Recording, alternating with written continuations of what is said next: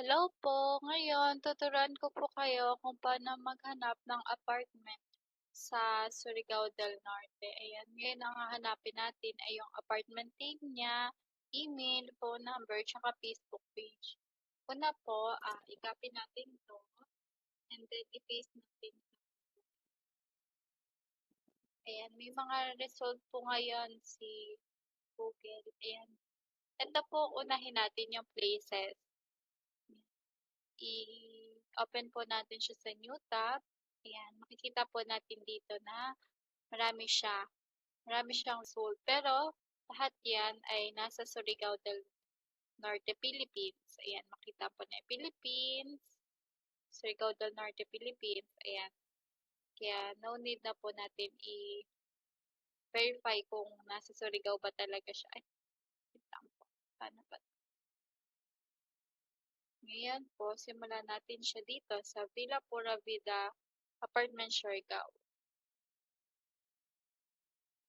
Una po, pindutin natin tong website.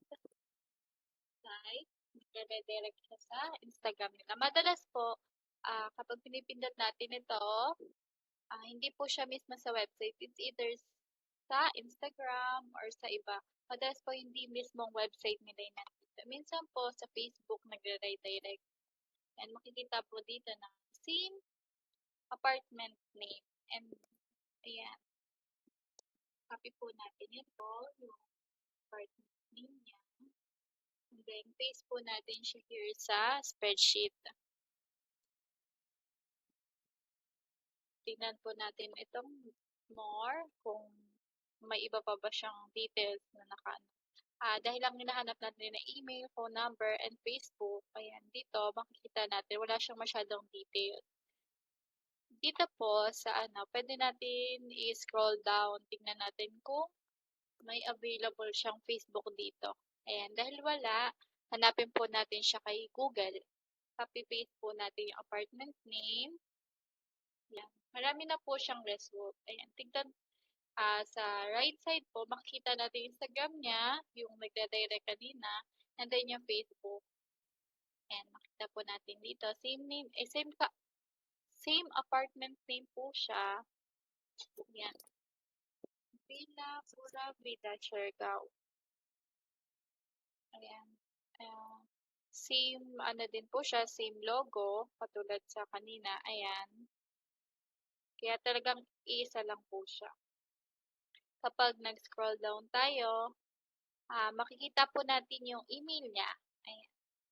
Ito natin yung email. Tignan din po natin sa about. Wait lang po. Try ko lang mag-login. Ayan. Po muna ako. Nag-login muna ako sa Facebook ko.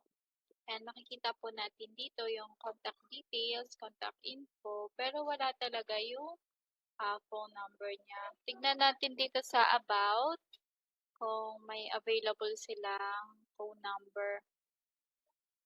Pero upon checking, wala. Try po natin siya hanapin kay Google. Ayan, ito yung kanina nating kinopy-paste. And then, dito sa baba, makikita natin na may available siya na phone number and copy-paste po natin siya.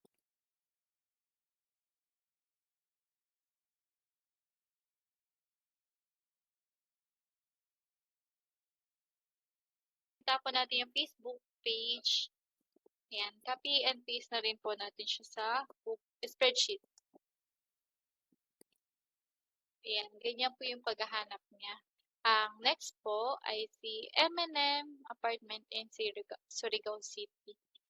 Double check po natin kung ano yung available niya dito kapag pinubuksan. Kapag pinipindot natin yung website. Delete na rin po natin kanina yung mga binuksan natin. Ayan, si M&M Apartment in Surigao City. I-copy-paste po natin siya. Apartment name. Check natin. Paste natin here sa spreadsheet. Tignan natin, scroll down din po tayo. Tignan natin kung may available na email. At meron naman po pati yung phone number na nandito. Ayan. copy-paste po natin lahat sila dito sa spreadsheet.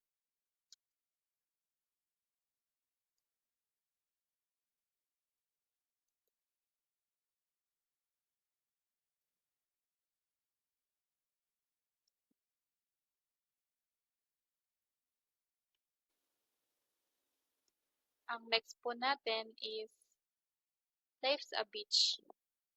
Dahil walang available, and hanapin po natin siya kay Google. Copy and paste po natin siya kay Google.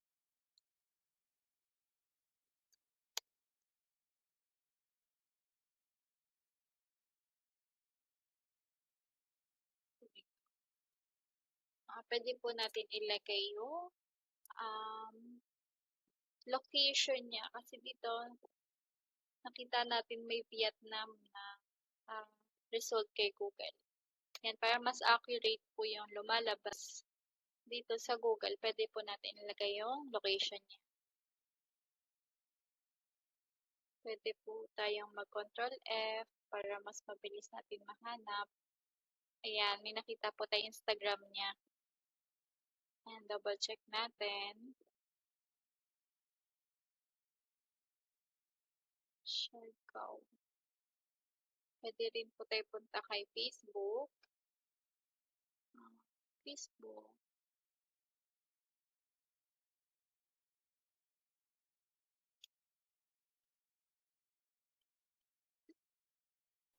And then, dito po tayo mag-search kay Facebook nung pangalan nung apartment. Pages. Tayo sa pages. Life's a Beach. Pwede rin po tayo ano yung location niya into Surigao.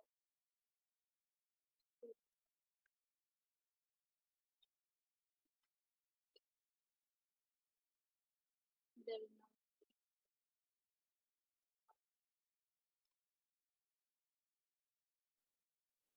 Ano ba? Tingnan po natin specific. Ano kala?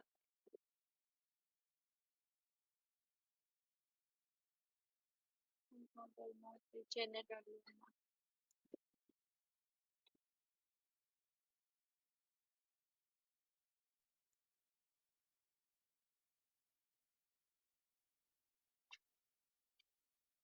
Double check po natin kung parehas ba yung nasa picture dito sa Google. Diba? Ayan, same naman. Ito siya. Ayan. Nag-base tayo dito. And then dito, same siya. Tingnan natin kung may available na contact info. Wala. Pero tingnan natin itong Airbnb. Malinaw siya.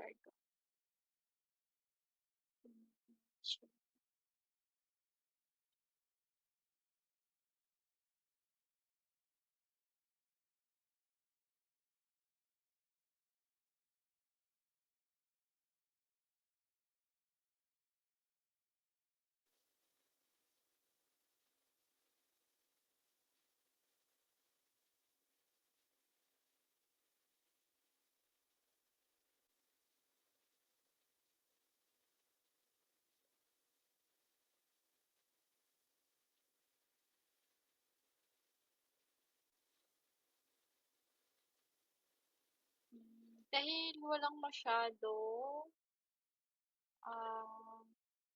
information, mas okay if hindi na lang natin siya ilalagay dito. Kasi hindi siya mapapakinabangan ni client. Kasi walang available na email, phone number, Facebook page.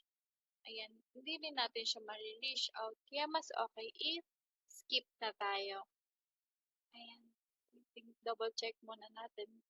Baka sa ibang source na may makita tayong phone number niya.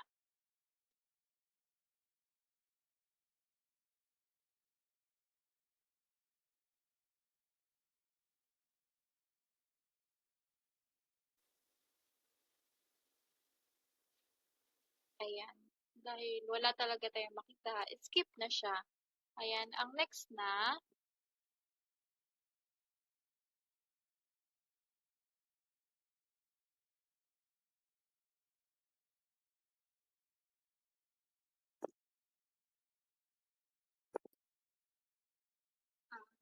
dahil wala rin ulit siyang, wala siya ditong nakalagay para makita natin kung saan siya magre-redirect. Scroll down tayo, baka may Facebook siya dito. Ayan, dito makikita natin, may available naman. Same apartment name, Alray Apartment, and scroll down, ayan, may available na email. Copy natin siya. Email. And then, itong Facebook page. Double check din natin sa about nila kung may available na phone number.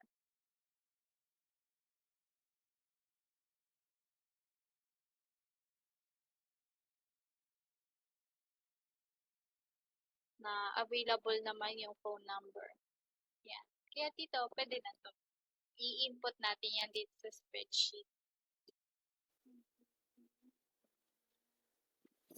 Ayan. Inayos ko lang po yung format niya katulad kanina. Ayan, para maging okay po yung magkakaparehas po siya, yung ini-input natin na sa spreadsheet. Ang next natin ay si Bayan Apartel. Scroll down ulit. Dahil walang available na Facebook page, try natin siya hanapin kay Google.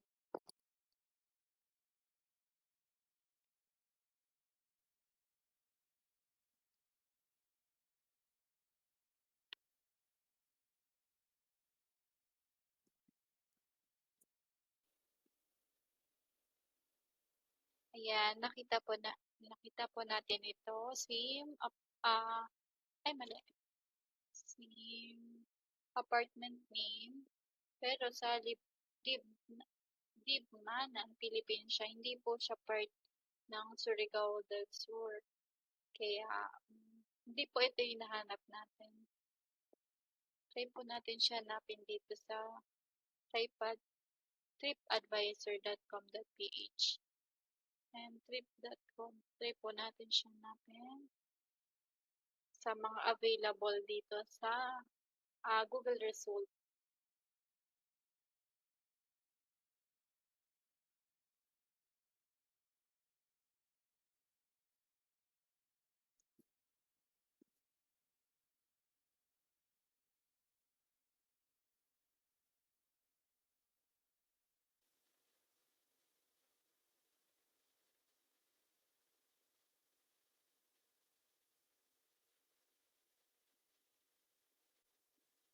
Ayan, makikita po natin dito, ayan, may nakita po tayong phone number. Same apartment name. Ito, check natin. Copy and paste na natin. And then, ito, phone number niya. Yan, na available po. Ayan, nasa Surigao siya. Yan yung hinahanap natin, apartment sa Surigao. Pero, hindi natin nahanap yung Facebook page and email. Pero, ang kailangan naman ni client, nandito, isa naman siya sa nandito na kailangan ng client, which is yung phone number. Kaya, i-input po natin siya. Kaya po natin hanapin dito. Email sila. Hindi po natin yung word na email.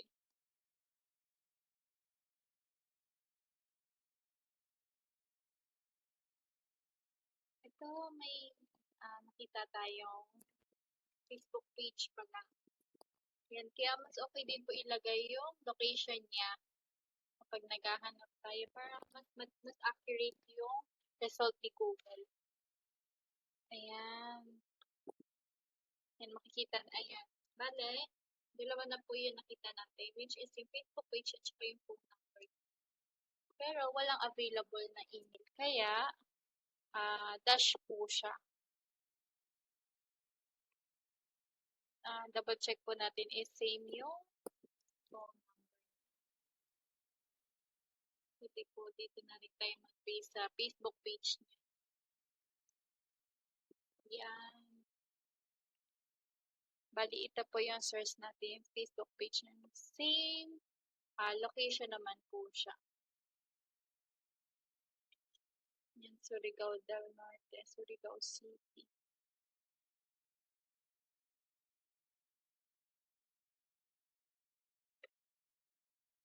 Yan. Ang next naman po natin ay C-Type apartment.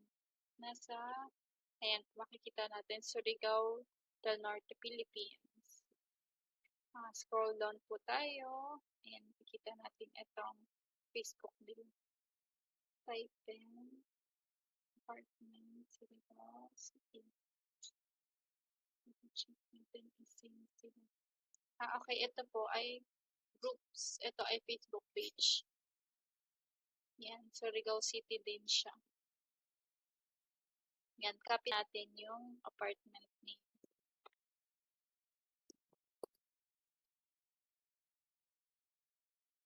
Double check natin kung may available na email and phone number. Okay, may available na email.